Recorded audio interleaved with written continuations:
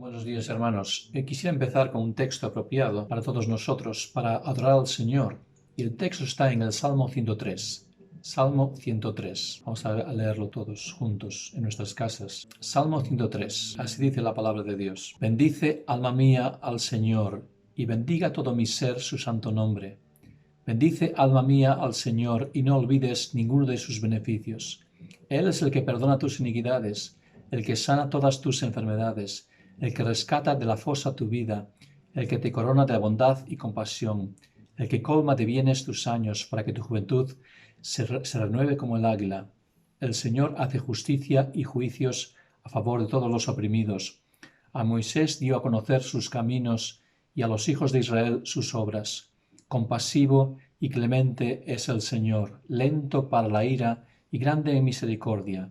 No contenderá con nosotros para siempre, ni para siempre guardará su enojo. No nos ha tratado según nuestros pecados, ni nos ha pagado conforme a nuestras iniquidades. Porque como están de altos los cielos sobre la tierra, así es de grande su misericordia para los que le temen. Como está de lejos el oriente del occidente, así alejó de nosotros nuestras transgresiones. Como un padre se compadece de sus hijos, así se compadece el Señor de los que le temen. Porque Él sabe de qué estamos hechos, se acuerda de que somos solo polvo. El hombre como la hierba son sus días, como la flor del campo, así florece. Cuando el viento pasa sobre ella, deja de ser, y su lugar ya no la reconoce. Mas la misericordia del Señor es desde la eternidad hasta la eternidad, para los que le temen, y su justicia para los hijos de los hijos, para los que guardan su pacto y se acuerdan de sus preceptos para cumplirlos. El Señor ha establecido su trono en los cielos, y su reino domina sobre todo. Bendecid al Señor, vosotros sus ángeles, poderosos en fortaleza, que ejecutáis su mandato, obedeciendo la voz de su palabra. Bendecid al Señor, vosotros todos sus ejércitos, que le servís haciendo su voluntad. Bendecid al Señor, vosotras todas sus obras, en todos los lugares de su dominio. Bendice, alma mía, al Señor. Hasta aquí la lectura de la palabra de Dios. Ahora vamos a cantar algunos himnos en esta mañana como introducción a la palabra y la adoración. El primero es un himno de la Reforma, se llama el himno de la Reforma, que es de Chris Anderson y Bob Coughlin. Y los traductores de este himno son Claudio Garrido y David Barceló, de Barcelona. Es nuevo, este himno es nuevo, no está en el himnario, pero podéis cantarlo siguiendo las palabras en este vídeo. Y está centrado en la palabra de Dios. La primera estrofa dice: solo en la Escritura está nuestra gran seguridad. Cielo y tierra pasarán y ella permanecerá. Solo viviré por fe en Jesús, mi Dios, mi Rey. Mi rescate consiguió por la sangre que vertió. Y la segunda estrofa dice: solo por su gracia fiel tengo nueva vida en él. Me encontró mi buen pastor, y en sus brazos salvo soy. Solo en Cristo venceré, es la roca de mi ser. El maligno rugirá, mas su reino triunfará. Y el coro dice: solo a Dios sea la gloria, solo a Dios. Hoy tu iglesia te rinde adoración. Nos llamaste y nos llevas a tu gran mansión. Solo a Dios sea la gloria, solo a Dios. Vamos a cantarlo.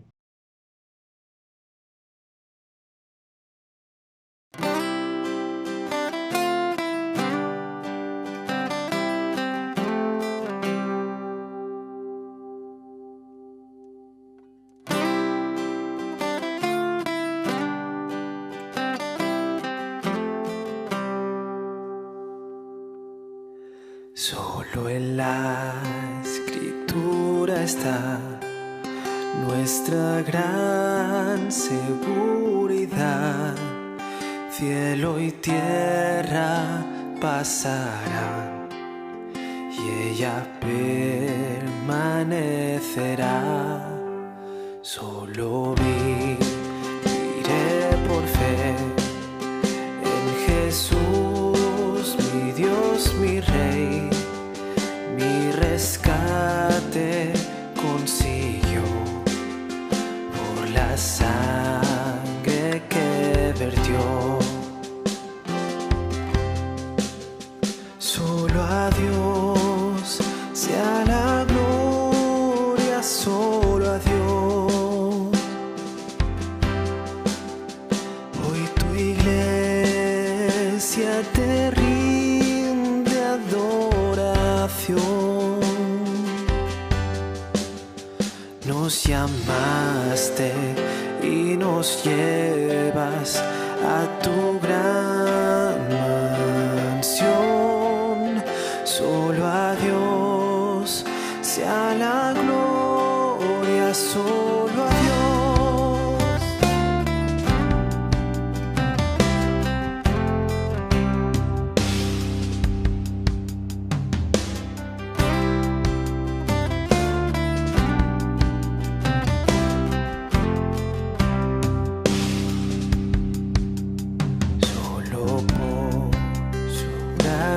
Fiel, tengo nueva vida en Él. Me encontró mi buen pastor y en sus brazos salvo soy. Solo en Cristo venceré, es la roca de mi ser, el maligno su reino triunfará. Solo a Dios sea la gloria, solo a Dios. Hoy tu iglesia te rinde adoración. Nos llamaste y nos llevas a tu gran mansión. Solo a Dios sea la gloria, solo a Dios. Solo a Dios sea la gloria, solo a Dios.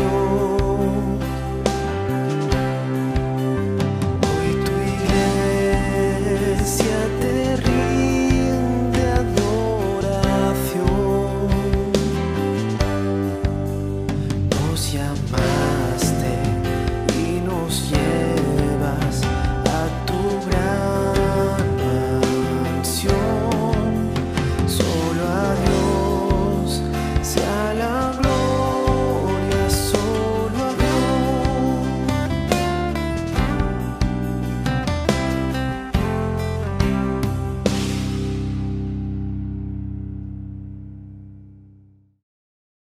El segundo himno es el himno 125 del Himnario Antiguo y el número 45 del Himnario Nuevo. Y es Castillo fuerte es nuestro Dios, de Martín Lutero. Dice la primera estrofa: Castillo fuerte es nuestro Dios, defensa y buen escudo, con su poder nos librará en ese trance agudo. Con furia y con afán, Satán acosará, por armas deja ver su astucia y gran poder, cual él no hay en la tierra. Vamos a cantarlo.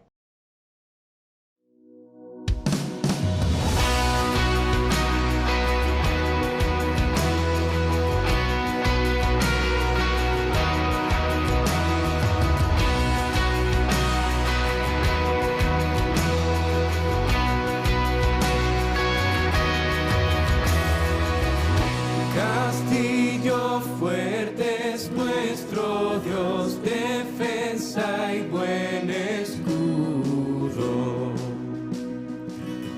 Con su poder nos librará en este trance agudo. Con furia y con afán, Satán acosará, por armas deja ver su astucia y gran poder.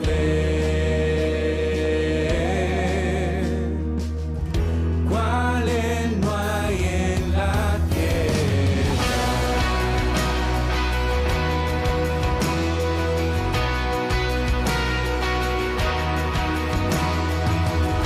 Nuestro valor es nada aquí, con él todo es perdido.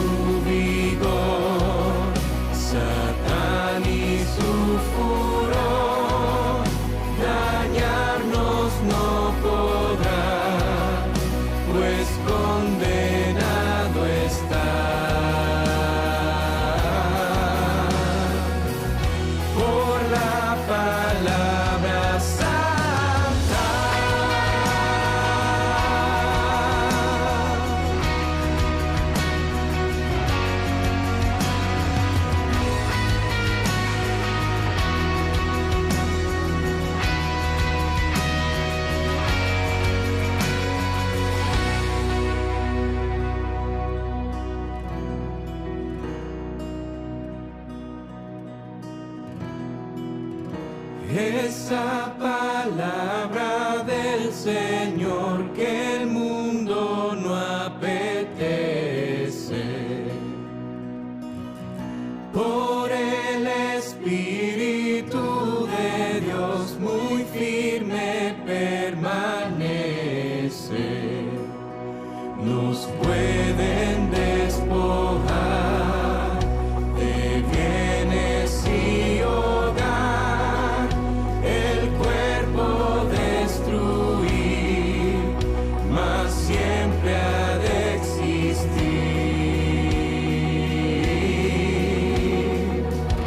De Dios el reino eterno.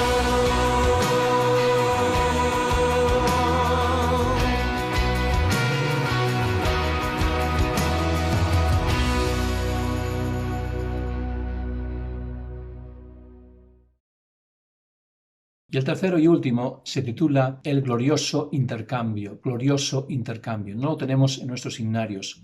Dice la primera estrofa: ¿cómo puede ser que el bueno y justo se hizo hombre y fuera a morir por el más vil pecador?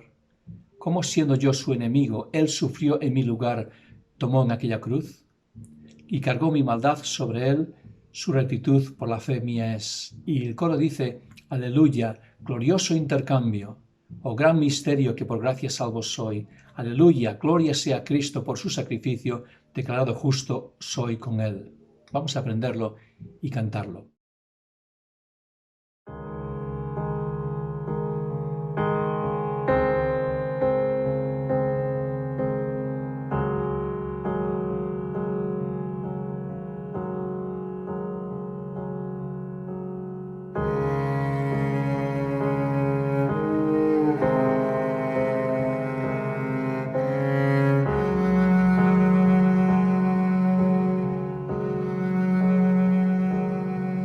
¿Cómo puede ser que el bueno y justo se hizo hombre y fuera a morir por el más vil pecador? Como siendo yo su enemigo, el sufrimiento en mi lugar tomó en aquella cruz. Y cargó mi maldad sobre él, su rectitud por la fe mía es.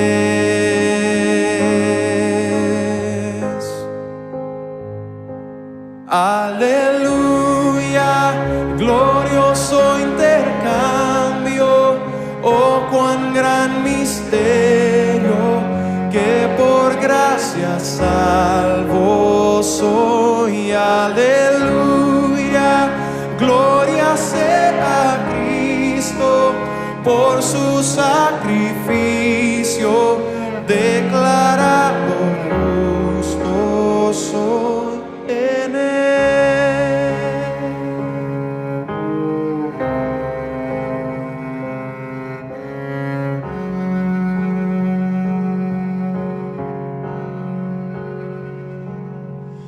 ¿Cómo es posible que en Jesús, como a su Hijo, Él me recibió?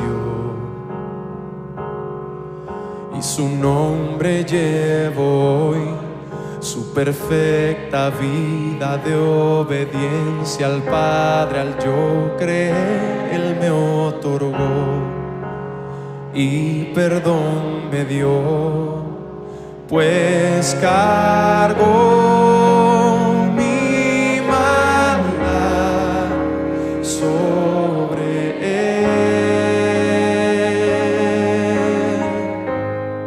su rectitud por la fe mía es.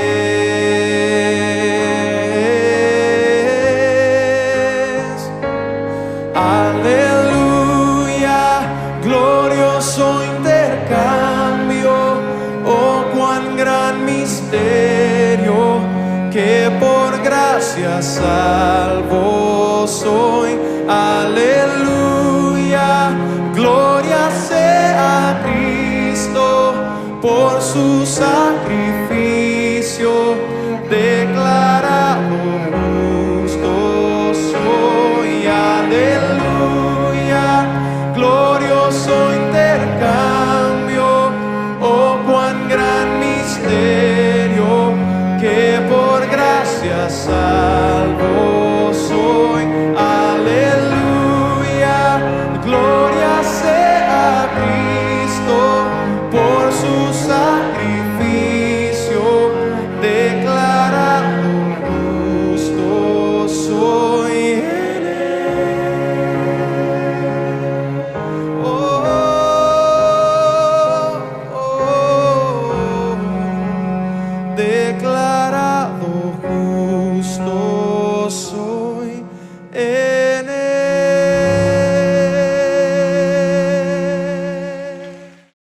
Ahora vamos a tener una palabra de oración y os dejamos con el sermón de hoy. Vamos a orar. Señor, te bendecimos a ti. Estamos centrados en ti, Señor. Te pido que nuestros pensamientos estén centrados en ti, que pongamos nuestros ojos en ti, Señor. Tú moriste en la cruz por nosotros y nos diste tu justicia en nosotros, Señor. Eso es una maravilla, saber estas cosas con seguridad, Señor. Tú eres un Dios que cuida a sus hijos, que tú tienes misericordia para nosotros, Señor. Gracias porque estamos viviendo siempre cerca de ti, Señor. Tú eres nuestro pastor, que nos cuidas y que nos guardas. Siempre estás presente con nosotros, Señor. Tú sabes lo que nos pasa. Tú sabes todo de todo, Señor. Y tú eres un Dios increíble y único. Tú eres el Dios todopoderoso, Señor. Te bendecimos a ti por estas canciones que hemos cantado y también lo que hemos leído, Señor, en tu palabra. Que te glorifiquemos a ti, Señor. Te pedimos que tú también obres en nuestros corazones, Señor, para que tu palabra cale hondo en nuestros corazones mismos, Señor, y que tú obres en nosotros y que nos mejores, Señor, que las cosas que necesitamos retocar en nuestras vidas, que tú las retoques por tu Espíritu Santo, Señor, y que siga adelante la santificación progresiva del Espíritu Santo, Señor. Que tú nos bendigas hacer estas cosas, que bendigas a Pepe, que va a predicar tu palabra, Señor, que tú le bendigas y que sea el portavoz tuyo de tu palabra, Señor. Te lo pido todo en el nombre y para la gloria de Cristo. Amén. Buenos días, hermanos. Vamos entonces a pasar al estudio de la palabra del Señor y vamos a hacerlo en 1 Timoteo, capítulo 4, versículos 6 al 16. Dice así, 1 Timoteo 4, 6 al 16. Al señalar estas cosas a los hermanos, serás un buen ministro de Cristo Jesús, nutrido con las palabras de la fe y de la buena doctrina que has seguido. Pero nada tengas que ver con fábulas profanas propias de viejas. Más bien, disciplínate a ti mismo para la piedad, porque el ejercicio físico aprovecha poco, pero la piedad es provechosa para todo, pues tiene promesa para la vida presente y también para la futura. Palabra fiel es esta y digna de ser aceptada por todos, porque por esto trabajamos y nos esforzamos, porque hemos puesto nuestra esperanza en el Dios vivo, que es el Salvador de todos los hombres, especialmente de los creyentes. Esto manda y enseña. No permitas que nadie menosprecie tu juventud. Antes, sé ejemplo de los creyentes en palabra, conducta, amor, fe y pureza. Entre tanto que llego, ocúpate de la lectura y de las Escrituras, la exhortación y la enseñanza. No descuides el don espiritual que está en ti, que te fue conferido por medio de la profecía con la imposición de manos del presbiterio. Reflexiona sobre estas cosas, dedícate a ellas para que tu aprovechamiento sea evidente a todos. Ten cuidado de ti mismo y de la enseñanza. Persevera en estas cosas, porque haciéndolo asegurarás la salvación tanto para ti mismo como para los que te escuchan. La semana pasada empezamos en este texto y empezamos a enseñar acerca de las características del buen siervo de Cristo. Dentro de estas características vimos en el versículo 6 que el buen siervo de Cristo debe ser fiel. ¿Fiel a quién? Fiel a Cristo, fiel a su palabra, fiel a su iglesia, fiel al ministerio que ha recibido hacia la iglesia y fiel, en definitiva, a los propósitos de Cristo en este mundo, para Él y para su iglesia. Ahora, en el resto de los versículos vamos a ver también una serie de características que son esperables del buen siervo de Cristo o que definen a un buen siervo de Cristo. Ahora, Pablo está mostrando esto por medio de exhortaciones a Timoteo, mandamientos que él espera que Timoteo o que se vean en Timoteo y que Timoteo cumpla. Por ende, nosotros, todos aquellos que queremos servir a Cristo en el ministerio, debemos aspirar a estas mismas características. La característica que vamos a ver hoy está desde el versículo 7 hasta el versículo 10 y va a ser el texto que tratemos en esta mañana. Y la característica es la siguiente: un buen siervo de Cristo trabaja arduamente en el ministerio.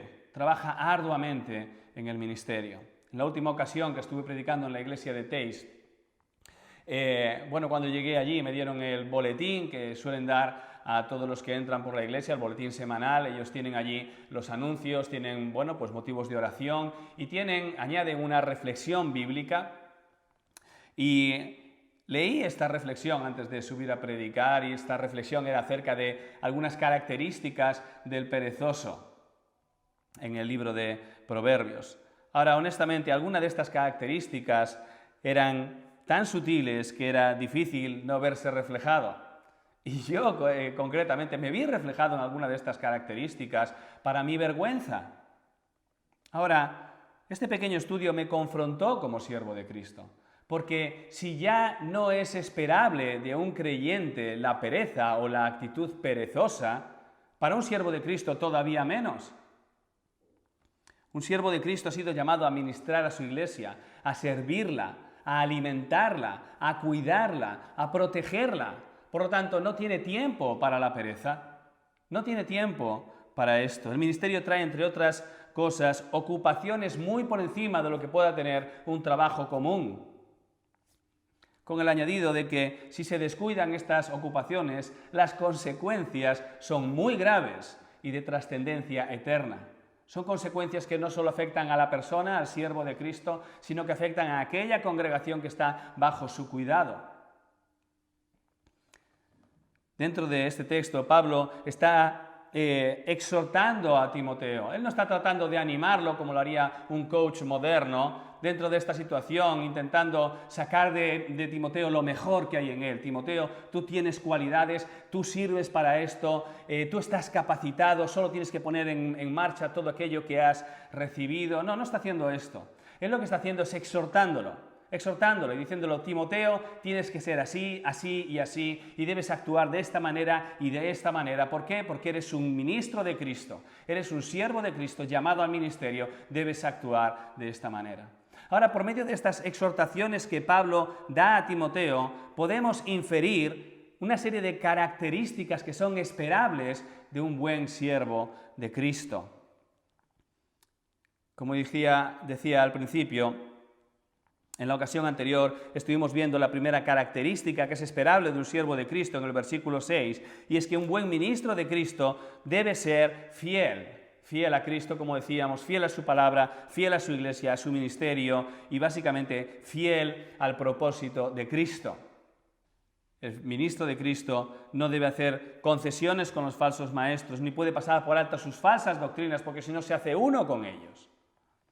Hoy estaremos viendo una segunda característica desde el versículo 7 hasta el versículo 10 y que está muy ligada a la primera, ya que para poder identificar a los falsos maestros y sus falsas doctrinas y poder confrontarlos de manera que la iglesia pueda ver el error y pueda huir del error, o más bien rechazar el error, tomar su responsabilidad con respecto a la palabra, el buen ministro de Cristo debe conocer en profundidad la palabra de Dios, lo cual implica trabajo arduo en el ministerio. El buen siervo de Cristo trabaja arduamente en el ministerio. Ahora, este trabajo arduo se realiza en 3 etapas. Digamos que hay 3 pasos por los que uno llega a ser una persona que trabaja arduamente en el ministerio. En primer lugar, el ministro de Cristo rechaza las fábulas. rechaza las fábulas. Y después veremos a qué se refiere Pablo con fábulas. El ministro de Cristo se disciplina a sí mismo para la piedad. Y en tercer lugar, el ministro de Cristo, habiendo rechazado las fábulas, habiéndose disciplinado a sí mismo para la piedad, trabaja de forma diligente y esforzada en el ministerio. Vamos a pasar a la primera característica. En el versículo 7 dice: pero nada tengas que ver con las fábulas profanas propias de viejas. He intentado buscar alguna palabra que defina estas fábulas realmente, pero creo que la palabra fábulas es una palabra muy bien escogida. En contraste con las palabras de la fe y de la doctrina que Timoteo ha seguido, él debe rechazar las fábulas, es decir, todo aquello que teniendo apariencia de ser algo importante, de ser algo que nutre a la Iglesia, de hecho no tiene ninguna relevancia. No es la primera vez que Pablo hace alusión a algo así en esta carta. En el capítulo 1, el versículo 4, Pablo menciona mitos y genealogías interminables que dan lugar a discusiones inútiles. En el versículo 6, de este mismo capítulo, dice que desviándose algunos de una buena conciencia, de una fe sincera, se han apartado hacia una vana palabrería. En el versículo 7 dice que estos mismos, queriendo ser maestros de la ley, no entienden lo que dicen ni las cosas acerca de las cuales hacen declaraciones categóricas, por lo tanto lo que hacen es hablar y hablar y hablar, amontonar ideas y amontonar palabras que no traen ningún tipo de fruto ni alimento para la Iglesia. Y mientras tanto, todas estas cosas están tomando el tiempo en el que la doctrina debiera ser expuesta a la Iglesia. Si vamos más adelante en el capítulo 6 y versículo 20, vamos a ver que hay una nueva advertencia. Oh Timoteo, guarda lo que se te ha encomendado y evita las palabrerías vacías y profanas y las objeciones de lo que falsamente se llama ciencia. Otra vez, otro llamamiento, otra advertencia a dejar de lado estas cosas que no solo no son importantes, es que su importancia, si la tuviera, sería por el mal que hacen a la Iglesia, no por el bien o por lo que puedan alimentar a la Iglesia. Quizá estas cosas no entren dentro de la categoría de falsas doctrinas, aunque sin duda pueden acabar siendo falsas doctrinas, pueden derivar en esto. Quizá ni siquiera debieran ser consideradas doctrinas, solo cuestiones cuya importancia es nula, pero que están ocupando el tiempo del ministro de Cristo y sus esfuerzos por hacer avanzar los propósitos de Cristo. El fruto de este tipo de conversaciones y esfuerzos dedicados a estas cosas, pues lo vemos en los mismos textos. Capítulo 1, versículo 4. Ni prestarán atención a mitos y genealogías interminables, lo cual da lugar ¿a qué? A discusiones inútiles.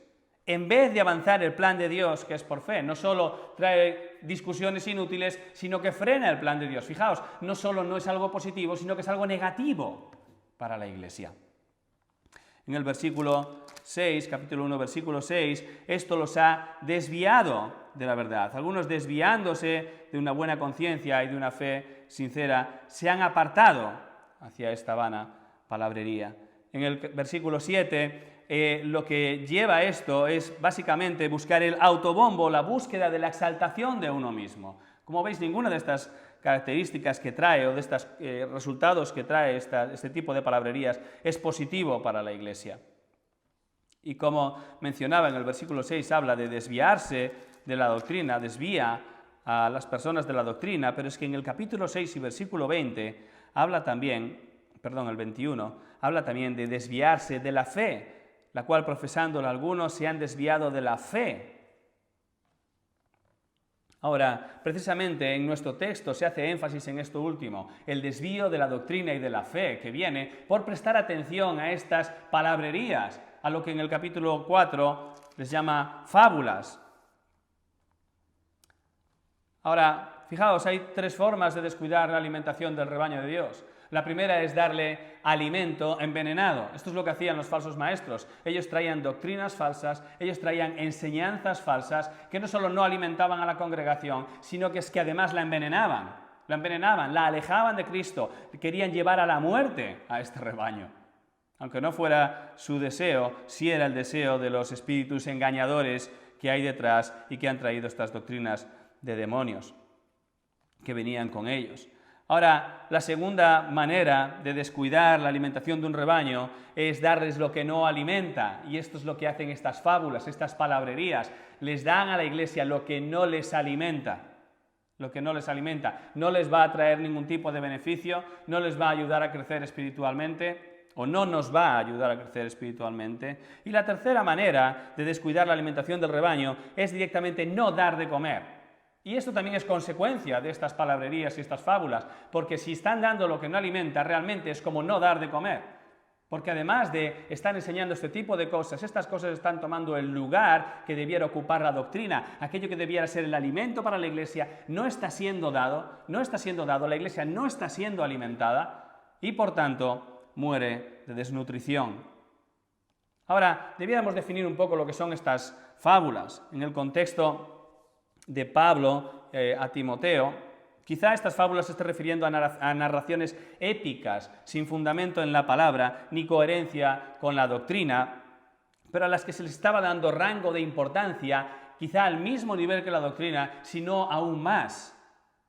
Este tipo de fábulas, en un sentido, podría ser algo similar a lo que eran las historias del Antiguo Testamento, las narraciones del Antiguo Testamento, pero las narraciones del Antiguo Testamento, inspiradas por Dios, sí tienen una base bíblica, son, como acabo de decir, inspiradas por Dios y tienen una finalidad, y es mostrarnos o bien el carácter de Dios, o bien el carácter del hombre, la forma de reaccionar del hombre, o el pecado, la pecaminosidad del hombre, o bien el avance del plan de Dios a lo largo de la historia. Pero estas fábulas no tenían ningún tipo de enseñanza fundamentada en la doctrina, ni por tanto ningún tipo de valor. Pablo está hablando de enseñanzas que no tienen ningún tipo de valor y por lo tanto que simplemente ocupan el tiempo del ministro de Cristo, y este tiempo no es invertido en la doctrina. Este tipo de cosas no debieran ocupar el tiempo del ministro de Cristo ni del púlpito, más que para ser identificadas y ser rechazadas por el ministro de Cristo. De hecho, son cosas en las cuales la iglesia no debía estar ocupada, pero tristemente, como viene siendo habitual en nuestra iglesia contemporánea, son las cosas que copan el tiempo y la mente de muchos ministros y creyentes a día de hoy. Cosas superfluas, cosas sin importancia, cosas que no tienen base bíblica, que no sirven para el crecimiento espiritual de la iglesia, ni nada de esto. Algunos ejemplos comunes a día de hoy de lo que serían fábulas en las que no debiéramos estar perdiendo el tiempo. Ahora quizá no estemos hablando de historias, pero podrían ser, por ejemplo, las discusiones por las tradiciones que no tienen fundamento bíblico. Discusiones por tradiciones que no tienen fundamento bíblico. A veces incluso la defensa de tradiciones que no tienen fundamento bíblico. Es como si fuera más importante que la tradición se cumpla que no que la Escritura se cumpla. Ahora, las tradiciones en sí mismas no son malas. El ser humano crea hábitos y costumbres y, por lo tanto, ciertas tradiciones son necesarias, pero cuando estas tradiciones empiezan a ser un problema para la Iglesia, deben ser o reformadas o desechadas o simplemente sustituidas por otras formas de hacer. Por supuesto, hay una metodología para hacer esto. Debemos hacerlo teniendo en cuenta a los hermanos más mayores en la congregación que han estado siempre haciendo las cosas de esa determinada manera, que a lo mejor a día de hoy no son tan útiles o no se adecúan a la situación actual de la Iglesia, pero tenemos que hacerlo de una manera amorosa, de una manera que no sea traumática, haciendo entender a las personas por medio de la Escritura que esta tradición concreta pues no tiene base en la Escritura, por lo tanto no tiene por qué mantenerse. Y esto no debiera ser algo que debiera llevar a discusiones o a ocupar un montón de tiempo a la Iglesia, sino algo que debiéramos tratar probablemente en una reunión de iglesia, fuera de lo que son nuestras reuniones de comunión, y cosas que debiéramos tratar y hablar de cómo cambiarlo, de qué manera, cuál sería la mejor forma de adaptarnos a la situación actual, siempre y cuando no estemos hablando, por supuesto, de tradiciones que son bíblicas. Y cuando hablo de tradiciones que son bíblicas, hablo de cosas que hacemos y se han mantenido a lo largo de la historia porque parten de un mandamiento bíblico. Eso sí merece discusión, eso sí merece pararse y enseñarlo en la iglesia. ¿Cuál es alguno de estos ejemplos? Bueno, pues por ejemplo, el partimiento del pan, el participar de la comunión. ¿Quién debe participar de la comunión? ¿Quién no debe participar de la comunión? Ahora, la iglesia no tiene derecho a decidir si quiere hacer el partimiento de pan o no quiere hacerlo, pero sí puede decidir cada cuánto hacerlo. Pues por ejemplo, hay iglesias que lo hacen cada 3 meses, iglesias que lo hacen cada mes o cada semana, incluso iglesias que lo hacen cada vez que se reúnen, tomando literalmente lo que el texto dice en la Escritura. Ahora, lo que no puede ser es que este tipo de discusiones por tradiciones que no tienen base bíblica, las que no tienen base bíblica, tomen el tiempo de la iglesia, sean un problema para la iglesia y llevan, como ha ocurrido, de hecho, lleven a divisiones incluso. Otro ejemplo de fábulas son las enseñanzas no bíblicas que se camuflan como si lo fueran. Y probablemente esto es más cercano a lo que el texto está enseñando, pero que no tienen ningún tipo de soporte en la palabra. ¿Cuáles son algunos de estos ejemplos? Bueno, pues por ejemplo, las enseñanzas que tienen su base en la psicología o que tienen su base en la sociología, es decir, por dónde va la sociedad, por dónde va el mundo, la iglesia tiene que ir adaptándose y entonces empezamos a adaptar la doctrina a la forma de vivir del mundo e incluso las costumbres del mundo a la forma de la doctrina o de la iglesia, a las formas de la iglesia. Ahora, este tipo de cosas que probablemente están ocupando tiempo para la iglesia, tiempo del púlpito, realmente no debiera ser así. Ahora, fijaos, hay cosas como, por ejemplo, algunos mandamientos que son bíblicos, tienen base bíblica, como el evangelismo.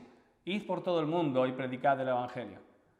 Hay quienes piensan que debiéramos dedicar tiempo a enseñar una forma de evangelismo concreta y ninguna más, como si esa fuese la única válida. ¿Por qué? Bueno, la vemos que Pablo la usaba, por ejemplo, o Jesús la usaba. Pero si nosotros vemos la Escritura, vamos a ver que Pablo utilizaba muchos tipos de metodologías para el evangelismo, y Jesús también evangelizaba de muchas formas distintas. Entonces, a veces la discusión en la forma de cómo vamos a hacer esto ocupa tanto tiempo y a veces lleva incluso a discusiones que son absurdas y nos llevan a no cumplir con el mandamiento, que es el salir y evangelizar. ¿De qué forma? Bueno, de la forma que sea más eficaz en ese momento concreto, sin salirnos de la norma bíblica. Y podríamos multiplicar ejemplos y siempre tendrían que ver con cuestiones al margen de la Escritura y del plan de Dios para su iglesia. Del mismo modo que Pablo manda a Timoteo, nosotros debemos desechar estas fábulas, estas cuestiones que no tienen base bíblica y que contrastan con la fe y la doctrina de Cristo, esa que debemos seguir y en la que debemos ser instruidos.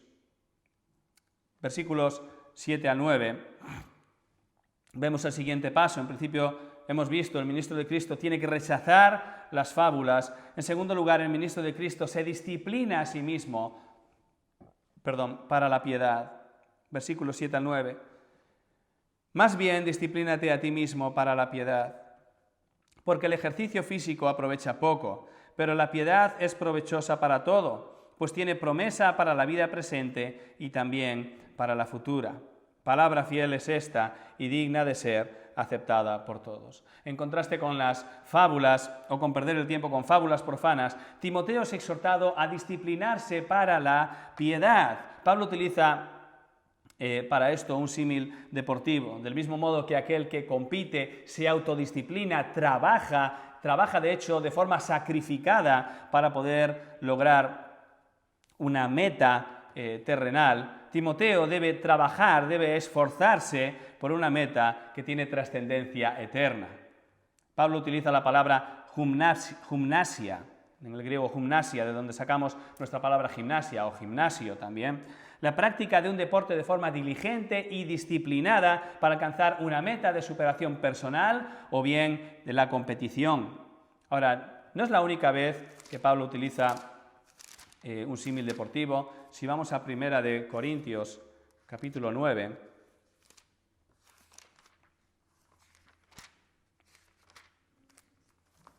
Primera de Corintios, capítulo 9, versículos 24 al 27, dice: ¿No sabéis que los que corren en el estadio, todos en verdad corren, pero solo uno obtiene el premio? Corred de tal modo que ganéis. Y todo el que compite en los juegos se abstiene de todo. Ellos lo hacen para recibir una corona corruptible, pero nosotros una incorruptible.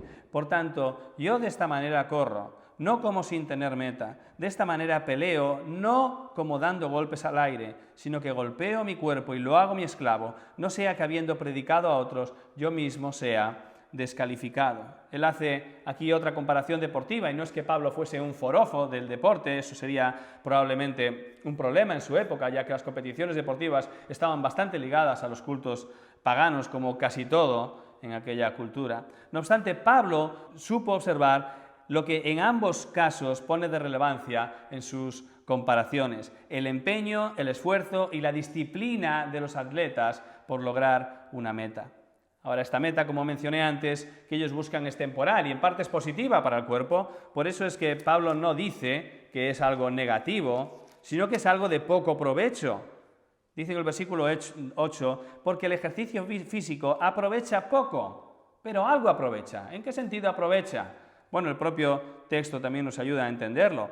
Pero la piedad es provechosa para todo, pues, y aquí viene la explicación, tiene promesa para la vida presente y también para la futura. ¿En qué sentido el ejercicio físico aprovecha poco? Porque solo aprovecha para esta vida, solo aprovecha para tu cuerpo físico, que está destinado a ser destruido, por lo tanto su provecho es limitado. No obstante, la piedad tiene provecho para la vida futura también. Ahora, Pablo observa que el motivo por el cual Timoteo debe disciplinarse es mucho más provechoso que el que tiene un deportista para todo su esfuerzo y esa disciplina que dedica a su deporte. Entonces, Pablo no está tratando aquí de dar algún tipo de lección moral acerca del ejercicio físico, como algunos de hecho han intentado sacar, sino lo que trata es de mostrar por medio de una comparación la razón más que evidente por la cual vale mucho más la pena el esfuerzo, el trabajo y la disciplina por el ministerio de Cristo que por un ejercicio físico. Esta no es una afirmación gratuita de Pablo, esto es un dicho fiel y digno de ser aceptado por todos, como dice en el versículo 9. La piedad es algo digno de que le dediquemos tiempo y esfuerzo, porque su trascendencia y por ende sus beneficios también son eternos. Cuando hablamos de piedad, estamos hablando del modo de vida de un creyente, la forma en la que se conduce y en la forma en la que glorifica a Cristo por su forma de vivir, y esto afecta también a su ministerio. Abarca cada aspecto de la vida del creyente y en cada caso implica cosas distintas según el propósito de Cristo para cada uno de nosotros. Pero en una cosa es común en todos, y es que uno vive piadosamente cuando vive haciendo aquello para lo cual fue llamado por Cristo, y cuando vive comportándose en conformidad al ejemplo de Cristo. Esto evidentemente afecta al ministerio de cada creyente. Uno no puede afirmar vivir de forma piadosa y a la vez estar descuidando su ministerio, aquel servicio que recibió de parte de Cristo. En el caso de Timoteo y de cualquier ministro de Cristo a quien se le haya confiado el cuidado de la Iglesia, su ministerio implica la salvación y el cuidado de las almas. Y resulta obvio que los resultados de ejercer este ministerio con excelencia tienen trascendencia eterna. Por tanto, el siervo de Cristo no puede ser perezoso en su ministerio. Debe ser disciplinado. Cada día debe ejercitarse en el conocimiento profundo de la Escritura, de la palabra de Dios. ¿Por qué? Bueno, porque tiene que dar instrucción y confrontar a los que se desvían, como vemos en 1 Timoteo capítulo 1, versículos 3 y 4. Debe también estar preparado para la exhortación y para la enseñanza, dice en 1 Timoteo 4, 13. Debe también poder corregir a los que se oponen, por si acaso Dios les concede que se arrepientan, dice en 2 Timoteo 2:25. Debe exhortar también con sana doctrina y refutar a aquellos que contradicen, como vemos también en Tito, capítulo 1, versículo 9. Y definitivamente debe cumplir su ministerio, como dice también en 2 Timoteo 4 y 5. Es una gran responsabilidad con trascendencia eterna para la cual debe ejercitarse con esfuerzo y trabajo arduo. Debe disciplinarse, debe ser disciplinado. Y cualquier siervo de Cristo que haya sido llamado al cuidado de la Iglesia y a la enseñanza en la Iglesia debe ser una persona que dedique tiempo en su propia vida a autodisciplinarse para llevar a cabo el ministerio de una manera excelente por el bien de la Iglesia y por el servicio a Cristo. En el versículo 10 nos muestra el tercer paso.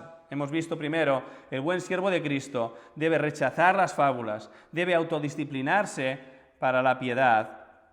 Y en tercer lugar, debe de trabajar con diligencia y esfuerzo. Dice, porque por esto trabajamos y nos esforzamos, porque hemos puesto nuestra esperanza en el Dios vivo, que es el Salvador de todos los hombres, especialmente de los creyentes. Especialmente de los creyentes. La traducción aquí es bastante certera. El término que Pablo usa es agonizomeza, lo que significa trabajo hasta la extenuación, esfuerzo extremo. Y aquí dice en la traducción, por eso trabajamos y nos esforzamos. Trabajamos hasta la extenuación, hasta el punto en el que no podemos más. Y esto no solo son palabras, tenemos que entenderlo muy bien. Y esto es algo que a todo siervo de Cristo debiera confrontarle. Y de hecho a todo creyente debiera confrontarle porque todos hemos sido llamados al servicio a Cristo. Esta es una de esas cualidades más criticadas de los que son considerados como grandes siervos de Dios. Cuando a veces hablas de grandes siervos de Dios, hablas de todo lo que hicieron por Cristo, la gente casi aplaude todo este tipo de formas de actuar, pero cuando hablas de cómo esto afectaba a su vida personal, cómo afectaba a su salud, entonces, igual aquí se pasó un poco. Pablo recuerda a los tesalonicenses en 1 Tesalonicenses 2:9, sus trabajos y fatigas día y noche por causa del Evangelio. Día y noche, día y noche. Charles Spurgeon trabajó hasta llegar a pensar que moriría contagiado por una epidemia de cólera que afectó a su iglesia cuando él era un pastor joven. Él pensó que moriría o bien contagiado por el cólera o bien por el cansancio, porque cada día estaba yendo a visitar a una familia con un muerto en su iglesia. Y el trabajo era tanto que él llegó a pensar que moriría. Juan Calvino, ya enfermo y encamado, Juan Calvino murió a los 55 o 56 años, si no recuerdo mal. Él predicaba a sus estudiantes en su casa cuando ya no pudo hacerlo donde ellos estaban. Él los mandó venir a su casa y él les predicaba en su casa. Y cuando uno de ellos le instó a descansar, la respuesta de Calvino fue: ¿harías que el Señor me encuentre ocioso cuando Él venga? George Whitefield, uno de los predicadores clave en el Gran Avivamiento en los Estados Unidos, junto con Jonathan Edwards, él predicó, según las estimaciones de algunos, unos 18.000 sermones en toda su vida.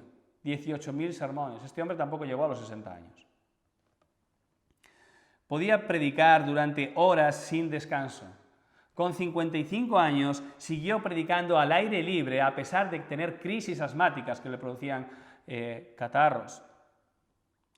Murió después de predicar en el día anterior de su muerte en los campos encima de un barril.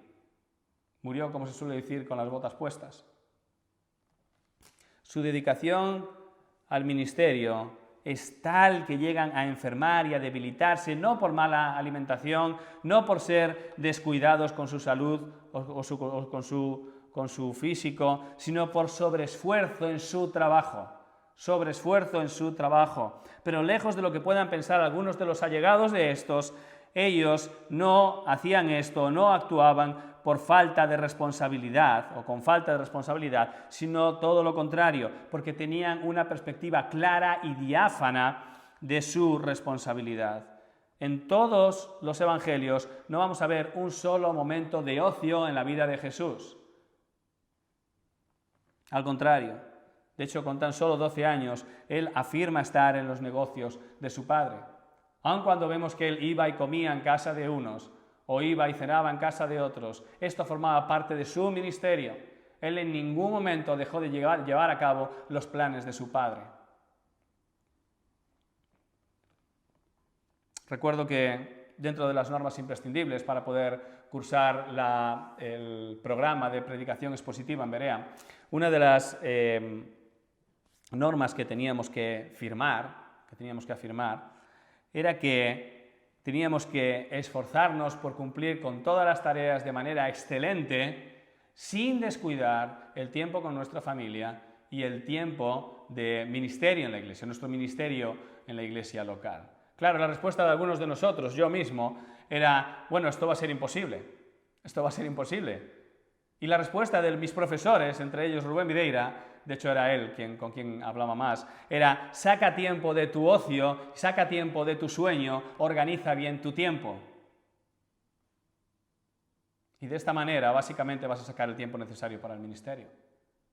Porque estas son las prioridades que el Señor nos ha dado. Nosotros tenemos que servir en nuestra iglesia local, es a lo que hemos sido llamados. Nosotros tenemos que cuidar de nuestra familia. Si no cuidamos de nuestra familia, por ende vamos a descuidar nuestro servicio en la iglesia local, porque una cosa va ligada a la otra. Y nosotros tenemos que trabajar arduamente en el ministerio. Entonces, el Señor nos ha dado tiempo para todo, tendremos que organizarnos.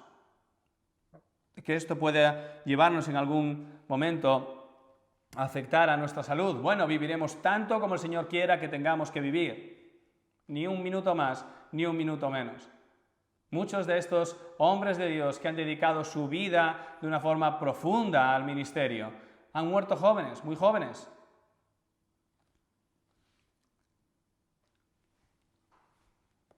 Todo este esfuerzo debe hacerse porque el ministerio salvador de Dios así lo demanda. Así lo demanda. Una de las cualidades, si no la cualidad de Dios que más se repite en esta carta, en 1 de Timoteo, es salvador. Nuestro ministerio a Cristo tiene como fin el propósito salvador de Cristo, es decir, que aquellos que crean en Él sean salvados y por tanto pasen de tener una vida temporal a tener vida eterna con Cristo. Nuestra esperanza como siervos de Cristo está puesta en Dios, quien es el que va a llevar a cabo esa salvación. Dice aquí en el versículo 10, porque por esto trabajamos y nos esforzamos. Porque hemos puesto nuestra esperanza en el Dios vivo, que es el Salvador de todos los hombres. Nuestra esperanza es la salvación de todos los hombres. ¿Y nuestra esperanza está puesta en quién? ¿En nosotros mismos? ¿En nuestro trabajo? No, en que Dios va a cumplir lo que Él ha dicho. Y es la salvación de las personas por medio de nuestro trabajo. Entonces, nuestro trabajo es un medio que Dios ha escogido para llevar a cabo su salvación. Y qué privilegio formar parte de este trabajo. Y una vez más tengo que repetir, no es trabajo solo de los predicadores, no es trabajo solo de aquellos que han sido llamados a cuidar la iglesia, es trabajo de cada creyente, la evangelización, el llevar a cabo el propósito de Cristo para el mundo, que es la salvación de las personas. Dios es el Salvador de todos los hombres, mayormente de los creyentes. Esta afirmación ha traído muchos problemas teológicos. ¿Qué está diciendo aquí Pablo? No puedo pararme a presentar todos los puntos de vista porque nos llevaría mucho tiempo, pero básicamente pasarían por el universalismo, el pensar o afirmar que Dios va a salvar a todos los hombres, pero que los creyentes llevarán algún tipo de recompensa mejor por haber creído. Esto es totalmente antibíblico. Pasan también por el arminianismo, el hecho de decir, bueno, se van a salvar los que quieran salvarse. O sea, Dios ofrece salvación, pero el hombre es quien por su propia voluntad decide o se salva, acepta la obra de Dios o no la acepta. Entonces, Dios potencialmente es el salvador de todos los hombres, pero los hombres deciden si se van a salvar o no. En este caso, Dios toma un papel secundario, lo cual es también antibíblico. Ahora hay otro tipo de posiciones más ortodoxas, pero también presentan algunos problemas, sobre todo con el contexto. La explicación más natural y a la vez la más coherente con el contexto la vamos a ver también en una afirmación que está en el capítulo 2, versículos 4 al 6. Aquí se vuelve a hablar del papel salvador de Cristo. Dicen 1 Timoteo 2, 4 al 6, el cual quiere que todos los hombres sean salvos y vengan al pleno conocimiento de la verdad. Porque hay un solo Dios y también un solo mediador entre Dios y los hombres, Cristo Jesús hombre, quien se dio a sí mismo en rescate por todos, testimonio dado a su debido tiempo. Dios, quien quiere la salvación de todos los hombres, como acabamos de leer, es el único medio para la salvación, por medio de la obra que Él ha hecho en Cristo. Solo hay una forma de ir a Cristo, solo hay un camino, solo hay un medio de salvación, solo hay un Salvador, y ese Salvador es Cristo, único Salvador. No hay más salvadores, no hay más salvadores. Entonces, en este sentido, Él es el Salvador de todos los hombres. No hay otro medio de salvación, no hay otro medio por el cual una persona pueda ser salvada, solo Dios. En contraste con todas las deidades paganas que pudiera haber en Grecia o en el Imperio Romano, en contraste con todas las deidades paganas que aún a día de hoy existen, el único medio de salvación es Dios. En este sentido, Él es el Salvador de todos los hombres, el único medio de salvación para todos los hombres. ¿Pero en qué sentido es especialmente de los creyentes? En el sentido en que aquellos que han aceptado a Cristo, aquellos que han rogado por su salvación, a quienes se les ha concedido el arrepentimiento y han venido de rodillas delante de Cristo, rogando por su salvación, para ellos especialmente es su Salvador. ¿Por qué especialmente? Porque ellos se han acogido a la salvación de Cristo y se han beneficiado de la salvación por medio de Cristo. Es por eso que nosotros predicamos el Evangelio y llamamos a que las personas, aquellos que no conozcáis a Cristo, reconozcáis vuestro pecado y reconozcáis a Cristo como el único medio de vuestra salvación. Es el único medio, Él es el único Salvador. Y cuando vosotros venís delante de Él y vosotros rogáis por vuestra salvación y le decís, Señor, me arrepiento por mis pecados y acepto, creo que el medio de salvación que tú has dispuesto, que es Cristo por medio de la cruz, quien ha vivido de forma justa toda su vida y ha muerto en la cruz para mi salvación, yo acepto que esta obra es eficaz para mi salvación. Y te ruego, Señor, que tú me salves. Por eso rogamos que vosotros hagáis esto, aquellos que no conocéis al Señor, porque este es el único medio por el cual podéis recibir vida eterna. El Señor dice, todo aquel que viene a mí, yo no lo echo fuera. Todo el que mi Padre me da vendrá a mí, y el que a mí viene, yo no lo echo fuera. Trabajamos con la esperanza de que cada vez más sean los que especialmente puedan llamar a Dios su Salvador, porque Dios ha escogido salvarlos por medio de nuestro servicio a Cristo. En conclusión, no hay lugar para la pereza en el ministerio cristiano. Tendremos toda la eternidad para descansar de este ministerio. Hay algunos que piensan que la eternidad nos la vamos a pasar sentados haciendo nada. No, vamos a trabajar, pero trabajar como Adán trabajaba en el principio, sin el peso o el malestar que el trabajo produce, el cansancio y todo esto. Vamos a disfrutar de nuestra labor en la presencia de Dios, pero no ya en este ministerio. Pero mientras estamos en este mundo, nuestra labor es el cuidado de la Iglesia y la salvación de los perdidos. Y esto debe ocupar nuestro tiempo por encima de cualquier otra cosa. Esto es algo difícil de entender y a veces de asumir para la esposa de los ministros de Cristo, de un ministro de Cristo. Otro de los requisitos para entrar en el programa de predicación expositiva era que nuestra esposa tenía que dar su consentimiento para que cursásemos este programa y de hecho tenía que tomar también un compromiso para que nosotros cursásemos este programa, porque ella va a ser o iba a ser la que más iba a sufrir las consecuencias y los sacrificios del ministerio. La esposa del pastor, la esposa del ministro, la esposa de aquel que está sirviendo al Señor en la exposición de su palabra o está sirviendo a tiempo completo, el que está sirviendo en el cuidado de la Iglesia. La esposa es la que al fin y al cabo tiene que sufrir mayor sacrificio. Pero este es su llamamiento. Ahora, una vez más, en un sentido más amplio, todo aquel que ha sido llamado a la salvación por medio de Cristo ha sido llamado a su servicio. ¿Quién de nosotros no hemos sido llamados a llevar el mensaje de Cristo? Y por lo tanto, nosotros no podemos tampoco, aquellos que, aunque no tengan la responsabilidad de cuidar de la Iglesia, sí tienen la responsabilidad de llevar el mensaje de Cristo, es decir, todo creyente no puede caer en la pereza, debe también rechazar aquello que está ocupando su tiempo y no tiene importancia, debe también disciplinarse para la piedad y debe también trabajar arduamente en su ministerio. Se demanda de nosotros fidelidad a Cristo y esto implica trabajar diligentemente, de forma disciplinada y esforzada en el ministerio al cual el Señor nos ha llamado. Esto es un gran reto para nosotros, hermanos, pero hemos sido llamados a obedecer, no a decidir si queremos obedecer. Que el Señor os bendiga y que el Señor nos capacite para llevar a cabo su ministerio. Padre, te damos gracias en esta mañana porque hemos podido estudiar tu palabra, por el privilegio que es, Señor, poder entrar en tu palabra y entender estas cosas.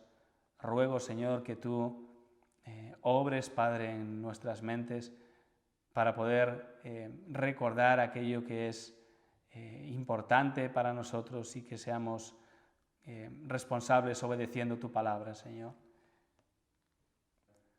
Te lo rogamos todo y te damos gracias. En el nombre de Cristo Jesús. Amén.